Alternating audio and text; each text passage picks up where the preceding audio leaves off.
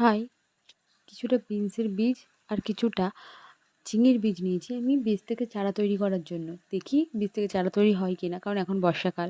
এখন বীজ থেকে চারা তৈরি করা খুব একটা সুবিধাজনক নয়, কারণ বীজগুলো পচে যাওয়ার সম্ভাবনা থাকে।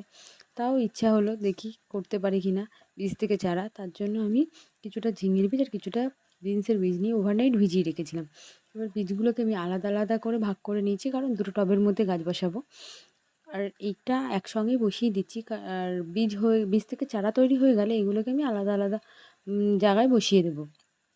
জার্মিনেট হয়ে চারা তৈরি হতে তো কিছুটা সময় লাগে, আর আলাদা আলাদা পাত্রে বসানোর মতো জায়গা নেই।